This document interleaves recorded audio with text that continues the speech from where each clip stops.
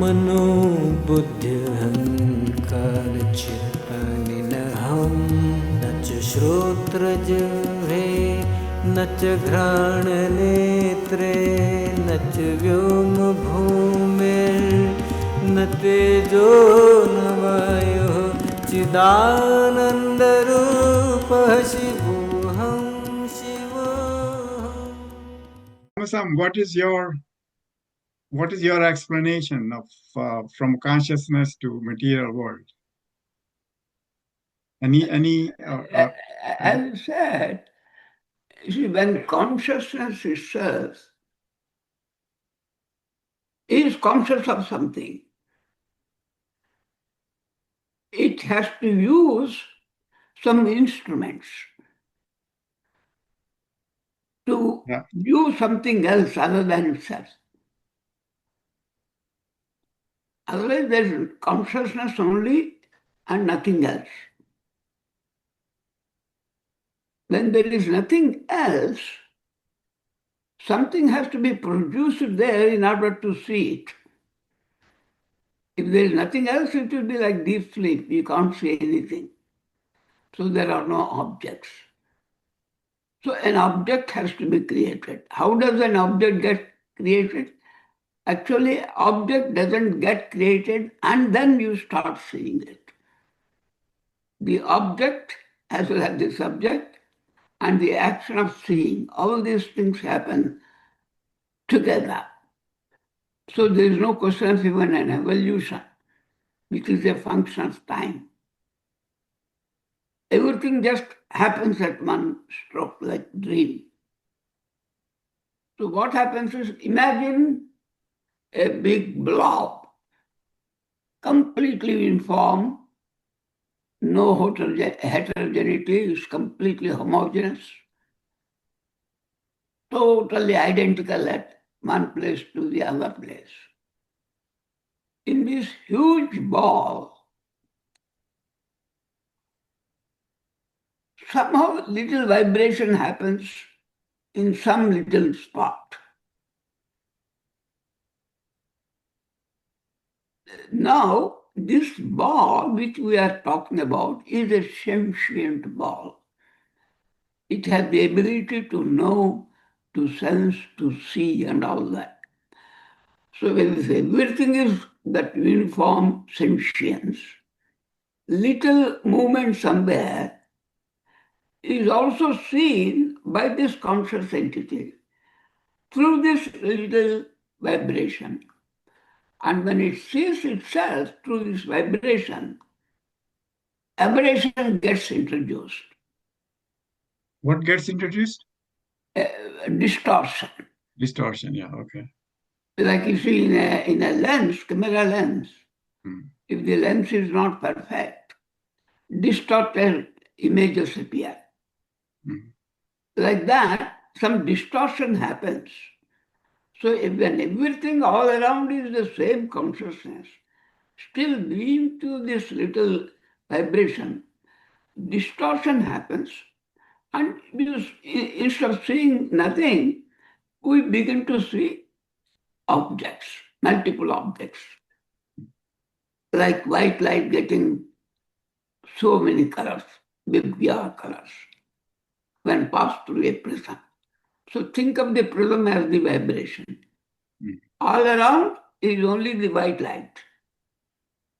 So white light passing through this prism suddenly shows 7 colors and so many other intermittent colors which we cannot detect. Now, where from are these colors coming? Because of the distortion introduced by the prism.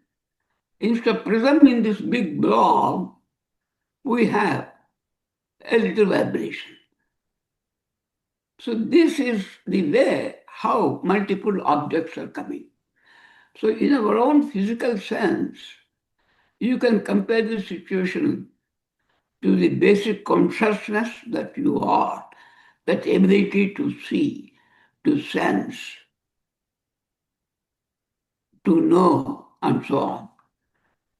Now, when this infinite ability to know, to sense gets passed through the five senses and mind. They produce all this world like a kaleidoscope being rotated. You find so many patterns. So the viewer is not getting really affected when so many patterns are being shown by the kaleidoscope. Kaleidoscope is also not getting affected. Only some distorted view happens there with the movement of the kaleidoscope. Like that consciousness is all there. We are that consciousness which is infinite, uniform, boundless, limitless. Within that, some vibration for some reason happens. Then you begin to see a world.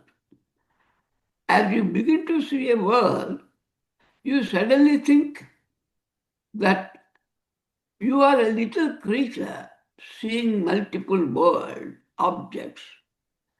So you think you are as finite and limited like the objects that are seen by you. So you think you are different from the objects.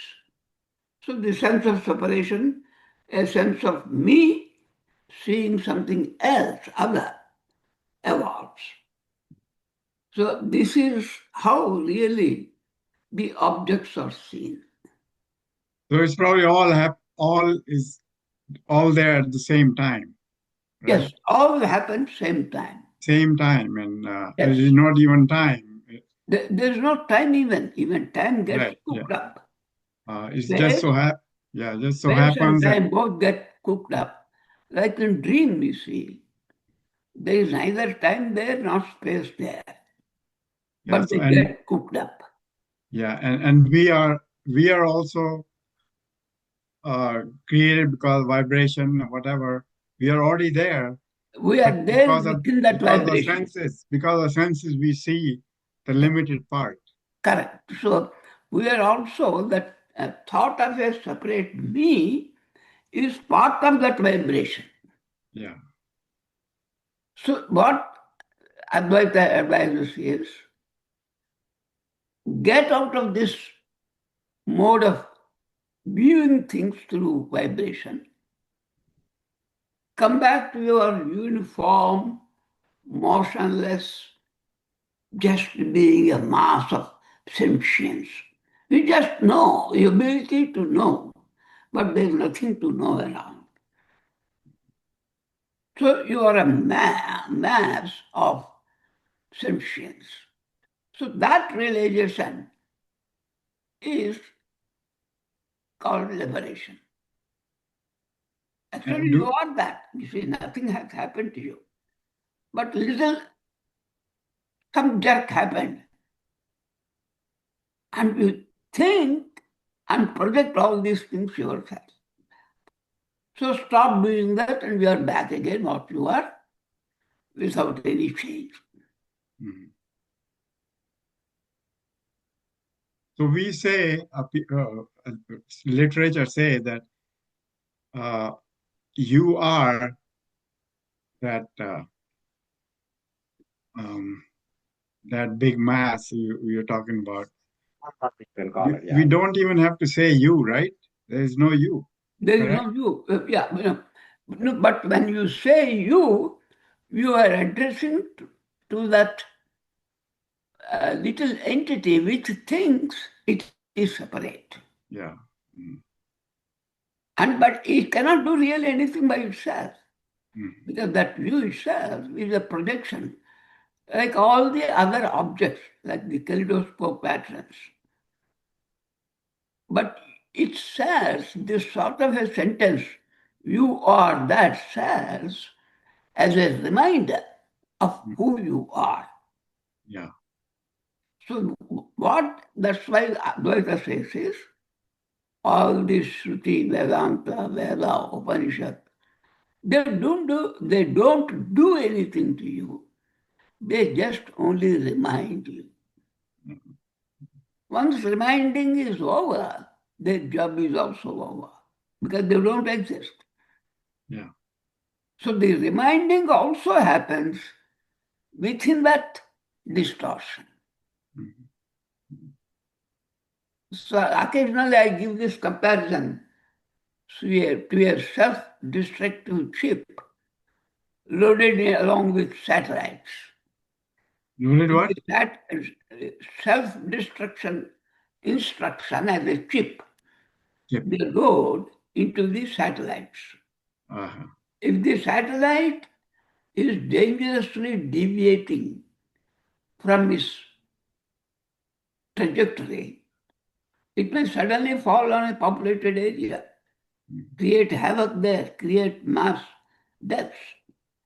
So if this chip detects that the satellite is entering into a deviated path, it just destroys the satellite. So we seem to be also coming up with some such built-in chip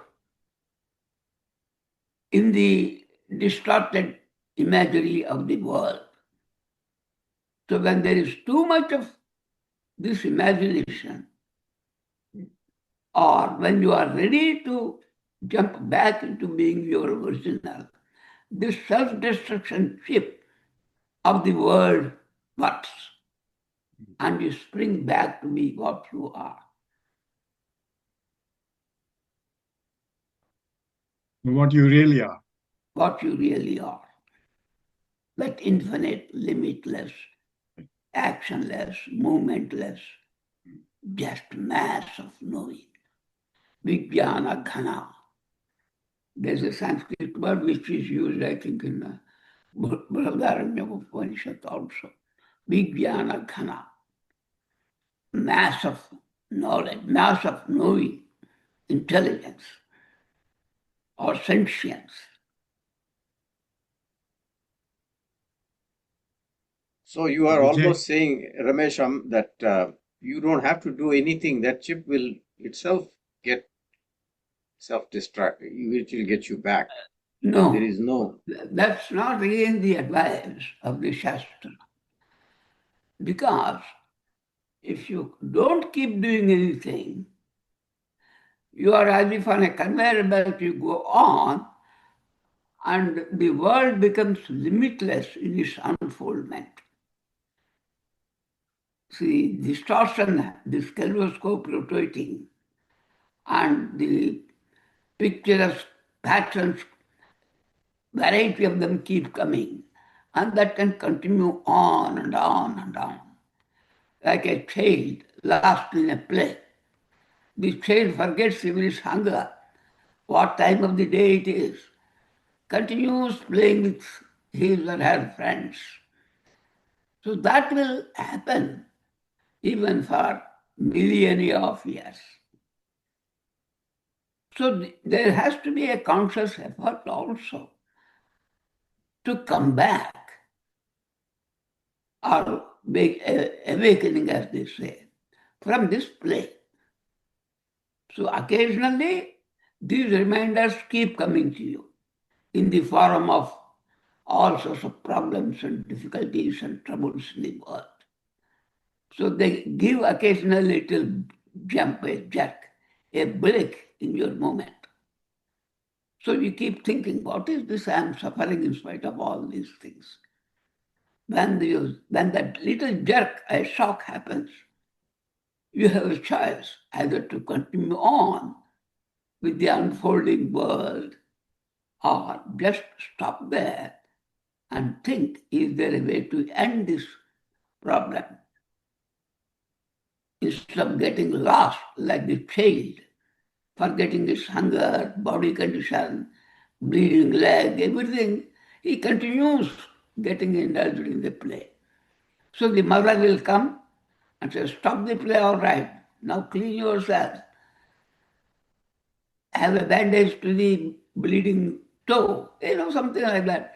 She reminds fish back, takes him back to his school or whatever it is. So the world of objects, the multiplicity of patterns in the kaleidoscope, are so attractive. They are so luring to you. It's difficult to leave it and try to come back to your original position. So there has to be a conscious effort also there. Conscious effort is only to generate the desire, or is it to actually lead you all the way till? See, if you go to the again original theory of Advaita, Yeah, nothing has happened right. except for imagination. Right? So the stream of imagination, like a romantic teenager, lost in his thoughts of a girl or a boy in love, and he forgets everything and keeps on thinking about that girl or boy. He may not even properly wash his clothes, or have a bath, or food, take food. He'll be just sitting like that, always thinking of the girl, completely lost in those ideas. We behave like that with reference to the world. So you have to be told occasionally that this is your own imagination. Then, if you are sensitive enough, you will catch on and come back to being where you are. So it requires a little effort to that extent. And like the mother always trying to help you to come back to what you are, we also have several helps in the form of the Shruti statements and things like that. No, but I think you asked a different question. No, I asked the same. Would this action you're talking about has to take place only to desire? Like I'm lost in all this Maya, and then I get a little twitch, something happens, and I'm saying, why? They just like you mentioned, why is this all happening? Just like say my sister's death or something like that. Why is this happening? Then to that all twitch came because of something I did, all the actions, good actions I did. That's why it happened. And then from Like there you on, asked that, then do I have to do anything or don't have to do anything? yeah, right, Here, the Shastra says something, again, very vaguely. yeah, It says, somewhere in your action, you have taken such an act which has worked in your benefit exactly, to let you come back to your original source.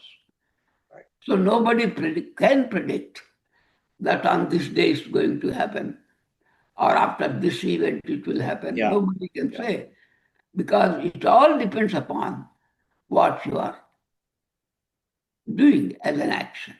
So if you have done some action which will facilitate such a thought, you will try to come back to your original source.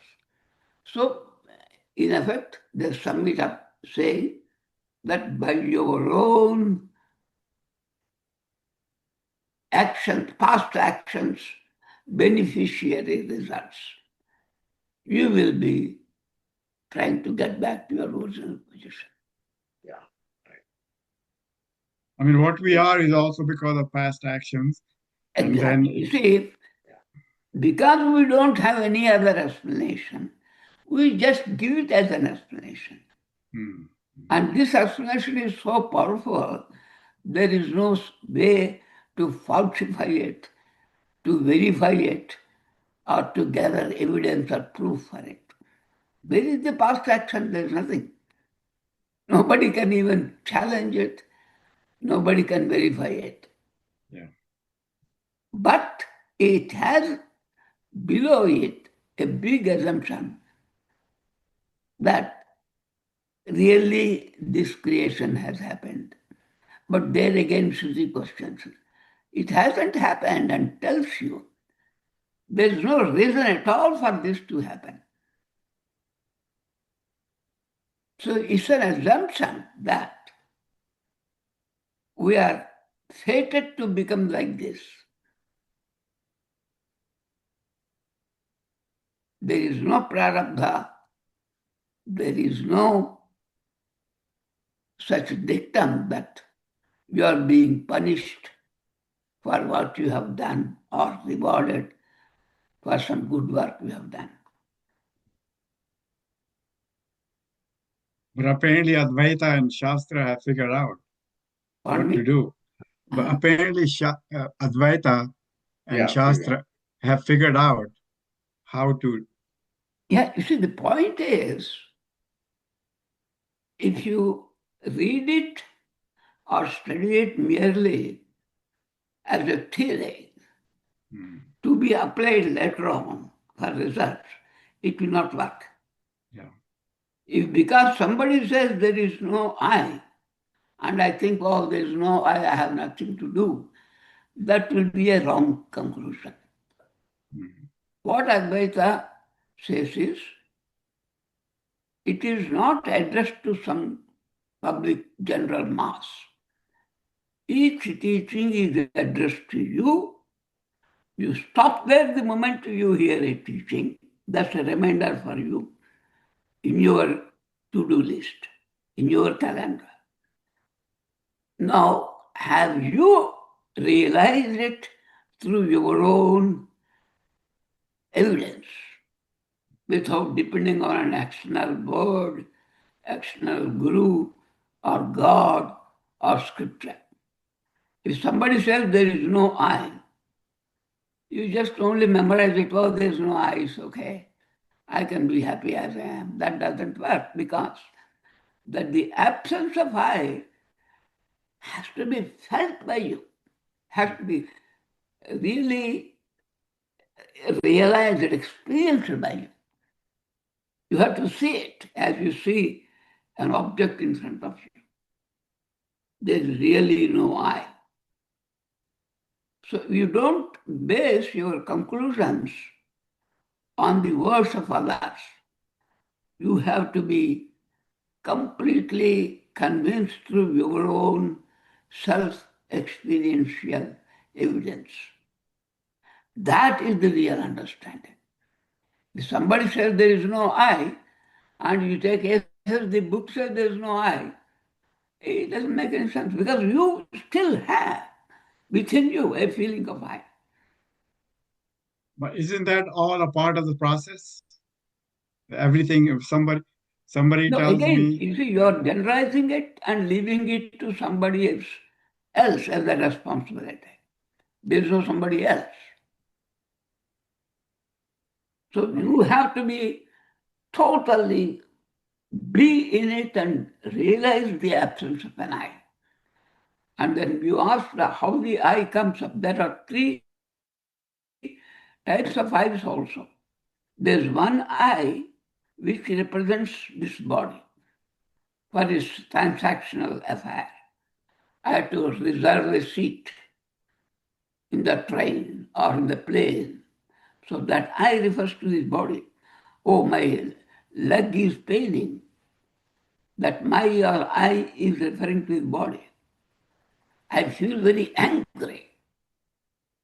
Angry is not something body has.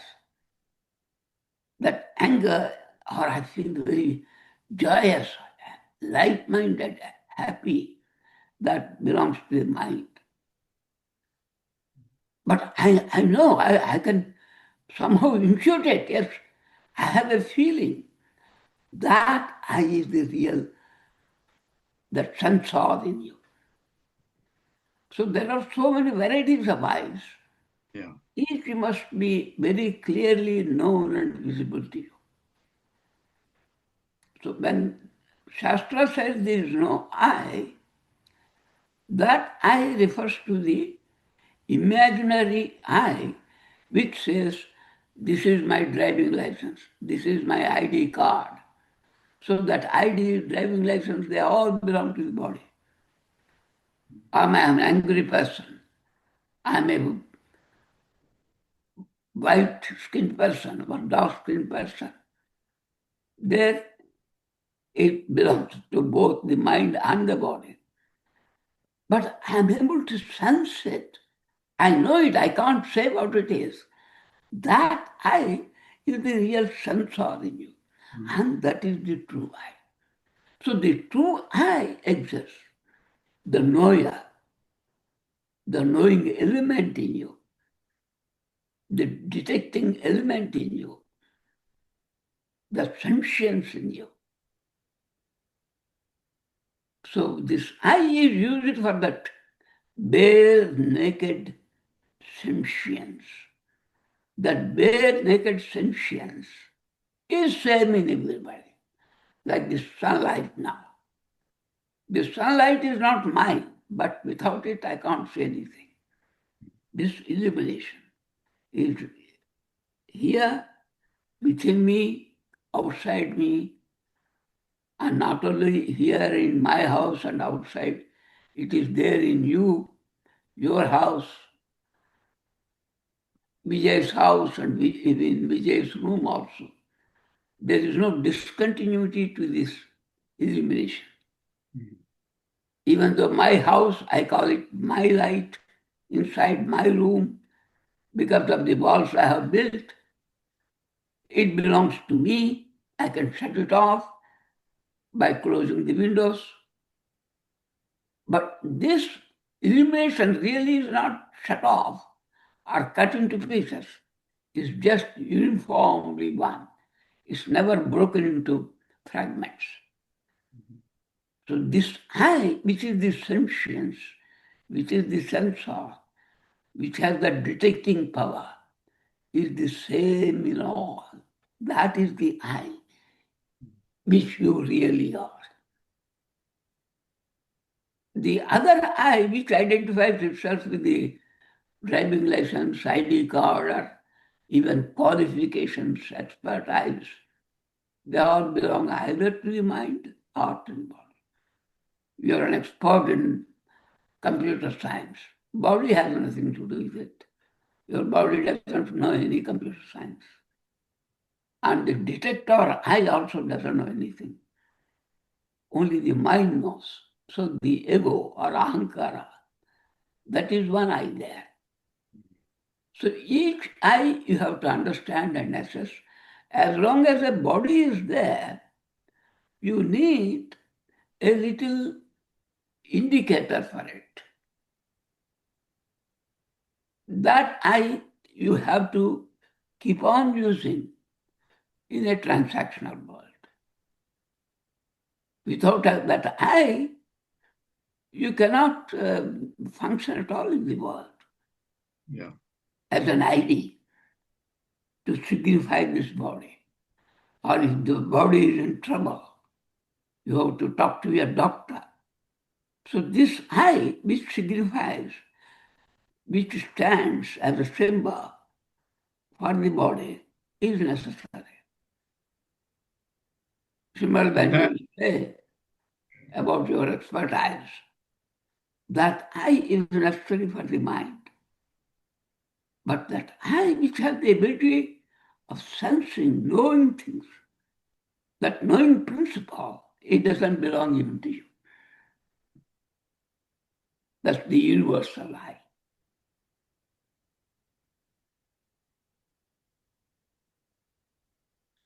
So, and there is things to do by a separate I, right? To get over the illusion. Yes, there are two things this separate I can do.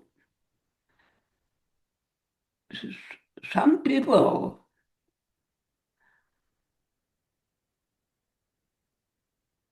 take it with such a real density that they believe whenever they use I, it only means the body. So they are so thickly involved with their body. Some people use it as their image, as prestige, the power in the society. The denser you have such thoughts, the harder it becomes to shake that I, which identifies you with a limited entity. Once you see this difference of that I, which is the principle of knowing things, and the I, which is representational for the body and mind, it becomes easier to break this I and view it in its reality. So what you have to do is try to be less dense. So the density comes with every action being self-centered. Or the question, how much do I get benefited by it? So the harder you keep asking these economic questions, you are that much more intimately linked with the I of the body or I of the mind, which are only representational. So you try to dissociate yourself, identify yourself less and less with this delimiting I. This is something you have to do. Break the intimacy between that separate I, representational I, which is imaginary like the body, and the body or the mind. So for this, you have to observe a lot of practices because this I has been identified by you through your biological evolution, millions of years. So you are so intimately connected with it that you don't even think that I'm associating myself with I. You think you are the I. There's nobody else. This is my blood. This is my family, my wife. So gradually, you have to increase the distance between you and this I, your emotion and your I. So you don't feel less, and you don't feel so much insulted. Your prestige or image being affected if the distance between the mind and the I, mind's representation, is more. So this is something you have to develop by trying to be selfless, by trying to be less and less self-centered, by trying to be less and less selfish, by trying to be less and less desirous, or less and less judgmental. This suits me, this doesn't suit me. This suits me, doesn't suit me. They are either with reference to the body or with reference to the mind, or favorable, unfavorable. Love, hate, like, dislike.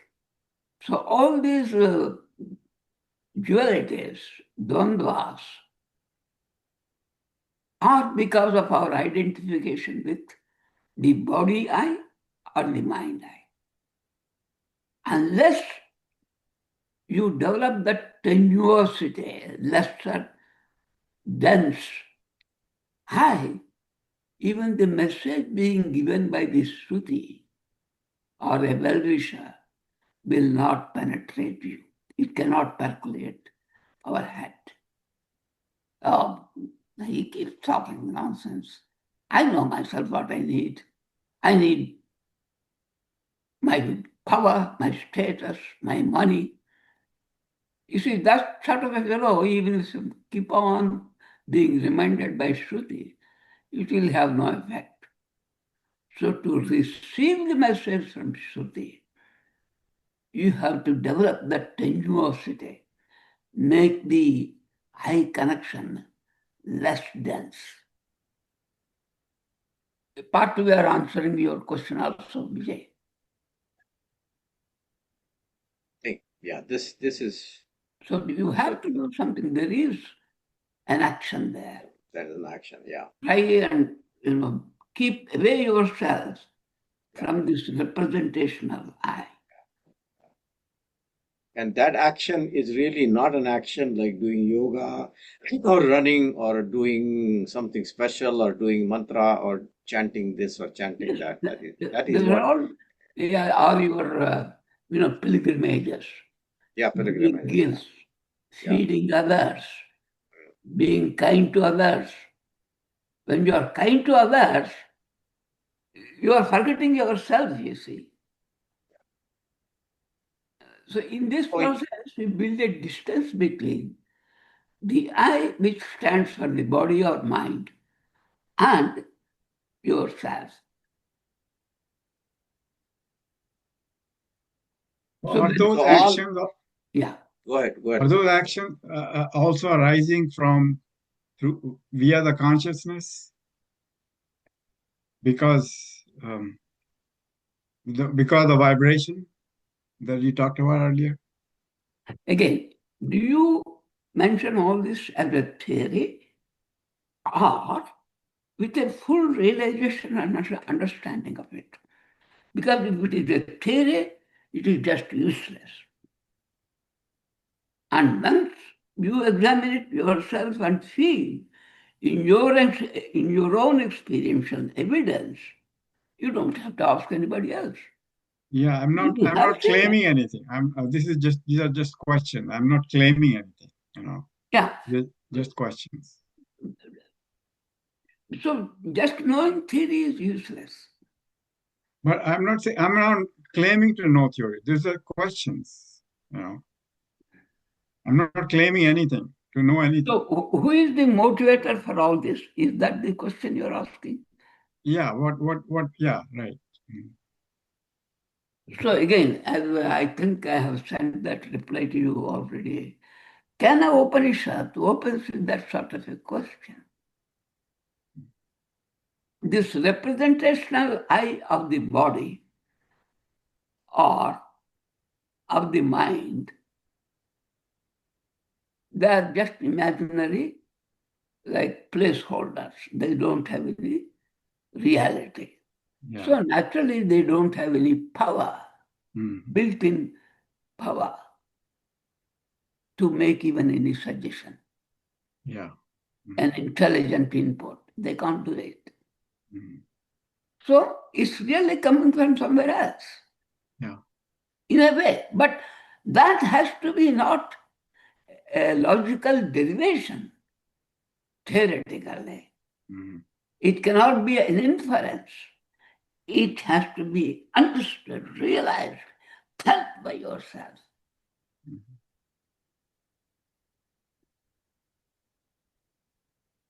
See, we are sitting at a threshold where we are not totally committed to body. We know we are not body, we are not mind. We know that, but we haven't grasped that. And at the same time, we are also not realized that we are Brahman. We don't know. So there is somebody in between. That somebody in between is what is Ramesham is addressing to that someone. We have to follow that. And I cannot say I don't have to do anything because there is nothing, because I have not fully realized that Brahman. And at the same time, I'm not like somebody who is totally committed to the body. No, that shows not the existence of an intermediary body. It shows, to me at least, I may be wrong, it shows lack of clarity. One thing, as we said, there is a body representation, I.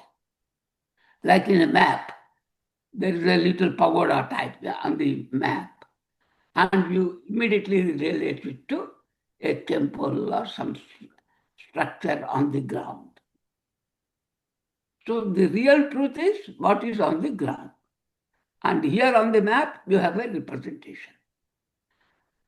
Now, if I know this representation is not the true thing very clearly, I know it is an insentient thing, an inert object. like the icon on your desktop. It's not really the file that it holds. It's just an icon for the file. If you remove that icon and replace with another icon, the file can be safely there. Right? Now, you know this representation icon can never become the file. If that clarity is there, you will not make this statement or try to make this body's representation I to realize it, because this cannot. We have said already there are three types of eyes. One is that universal, common in everybody, that knowing element, like the sunshine, sun's illumination, illuminating everywhere. It can never be, or rather, let me put it the other way. There is a little representation of your body eye, which can never become this universal eye. You see the point? The body eye is so much limited. It's a small representation. It doesn't really exist like the file. It's just an icon only. This icon itself can never become the universe. What is happening in this case is, this I wants to become the universal I. It doesn't happen. What can happen is, you drop this little I, automatically everything is there. You don't have to do anything to acquire that universal I. Like the sunshine is already there, but you have shut your doors. You put on a light of your own. This light of your own in your room is your representation of the body. This light can never become the universal light, universal sunshine. It just remains only because you have heard from scripture that the universal I has to be only there. And you want to make this little I in your house, in your room, that light, to become the universal. It will not work. This is what the devotional type of fellows do. It will not work, but yeah, sorry, go ahead. No, that is a refutation of Brahmakara Vritti. That is basically, that is what people try to say. Yeah. I don't know where from I have taken it. In that trial of male Satish and this morning or yesterday, there is a big paragraph, I don't know, I have to search where from I have taken it, where giving exercises to the body and all that makes no sense, or something like that is there. Remember, Satish? In the trial mail, I have gave a big paragraph of a quote. In that quote, what is happening is, you are making this representational I as the standing element. You are having that as a permanent thing, and you want that to be made into universal light. It cannot happen, just like the light in your room cannot become the sunshine. But isn't there something preventing? Isn't there something that's preventing this little I to be the big I? Or no? This little I is an imaginary representation, like the icon on the desktop.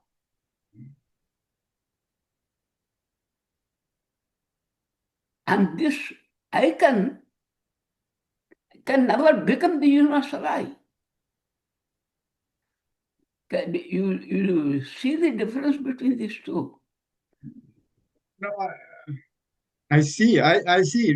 One is little icon becoming the file. And the other question is, what is preventing icon to No, be a there's file? nothing preventing, you see. Huh? So if this little No, I cannot become, cannot become in the sense that by its very nature is limited, non-existent. yeah, Like a small candle you have in your room for light. So what is preventing this candle to become the sunlight? What answer will you give? Can candle light confined to your room become like sunlight? no, So what is preventing? It's inherently limited. yeah, So that's the thing. You realize it.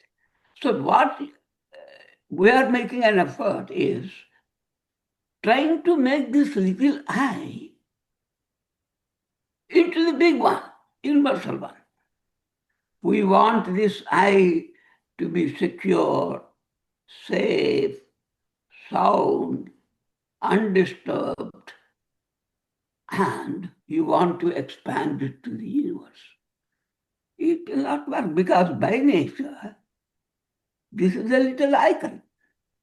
yeah. But earlier you said, okay, be unselfish and be, be of service, right? You said those things, Yeah, so correct? by making all those things, Uh, you are lessening the density of it, the gravity, the weight of it.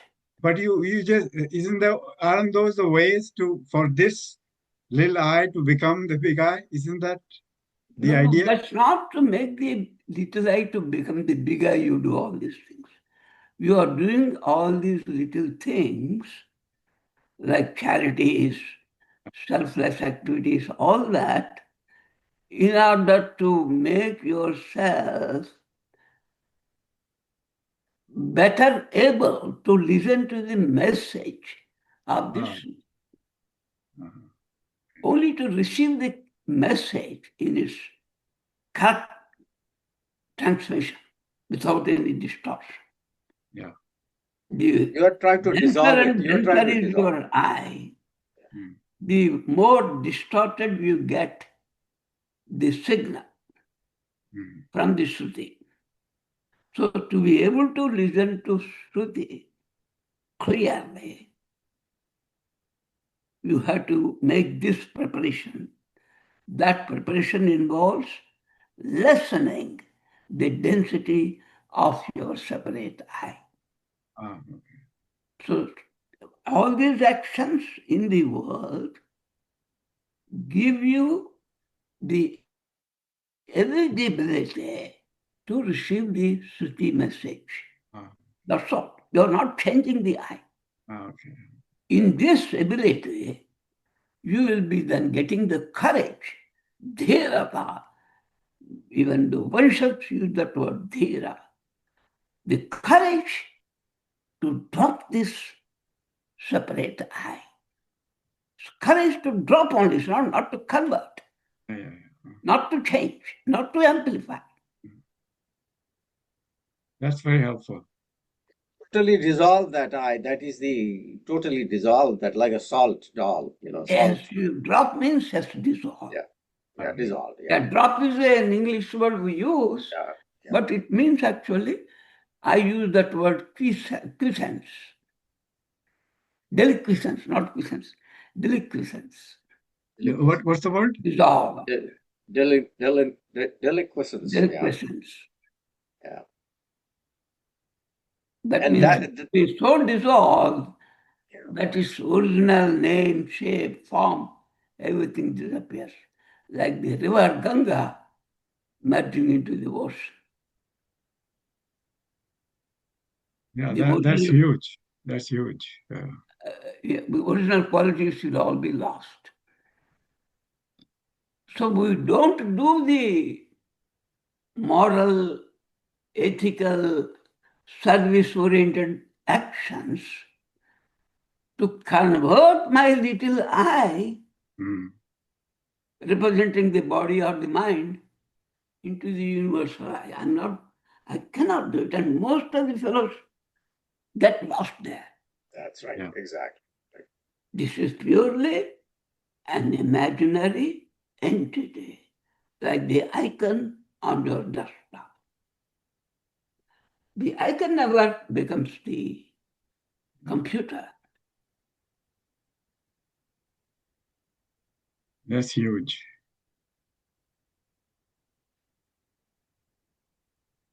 So forget that. I mean, that sort of a question cannot come at all. What is preventing? There's nothing preventing Mm. except for its own self, its own very presence. Like a little finger popping up. What is preventing it from disappearing? The moment it is popping up, it's not disappearing. So what is it preventing? Itself. You finish it, there's nothing else. So actually, Ramesham, what part of the confusion comes because of Antaratma versus Brahman. People do this analysis. I'm not this, I'm not this, and they eventually conclude, I am the one who is beyond inside me, Antaratma. That I is Brahman. But they confuse that I to be the I. So when you say I want to merge that Antaratma into the main, so they confuse between the small I, which is the Ahankara I, and the Antaratma, Kutastha I. They confuse between those two. That's where the problem comes. That's why they say, I'm making Brahmakar Vritti. This confusion has to that Antaratma, that Kutastha and Aham Vritti. Those are the two. They have to be separated, right? Yeah, and then they bring in the concept of witness, Sakshi, Yeah, exactly. Right. Sakshitva, Yeah, then right. Sakshitva Swabhava. Uh-huh. You go on building this The vocabulary. grading continues and continues and continues. Yes, Yeah, you, right. you Yeah. build a more and more complicated superstructures without understanding the fundamental. So So your this simple Antaratma, message. Yeah. our witness consciousness, and the universal I, they are brought in to take you step by step, like the Sakha Chandra Nyaya. I'm sorry, Sakha Chandra Nyaya. That's all right. Right. Because we are identified so much with the emblem, icon of a separate I, they propose a separate antaryami within you. For example, this universal sunlight is there. So there is light flowing through my window here. And similarly, there must be light flowing through your windows or doors Window there. in Yeah. your Yeah. room and Jagdish's room and so on. So this little ventilation you have, I'm sorry, ventilation, illumination you have in your rooms, you call it as Antaratma. So you have your Antaratma, you have your Antaratma, I have my Antaratma, which is all nothing but the universal Atma only. Now, how do I relate the representational icon of mine, I, to the illumination within the room? So I propose there that my I icon, representational I, being insentient, therefore cannot show me any light, I say it is the illumination in my room, Is I. Right. my Antaratma, which is showing you this. Then from that means you have already shifted your focus from the inorganic, inert I icon to the illumination within your room. From the illumination within your room, you take a jump again to the universal consciousness. You have to remember is, when I refer to an I, it can be representational for the body or the mind or the universal sentience, the knowing element. Yeah. Second thing is, the denser and closer is my identification with the icon, with the representational I, it will be harder for me even to grasp the message of the Shruti. So whatever actions I do, I take the actions in order to improve my eligibility to understand this Shruti message.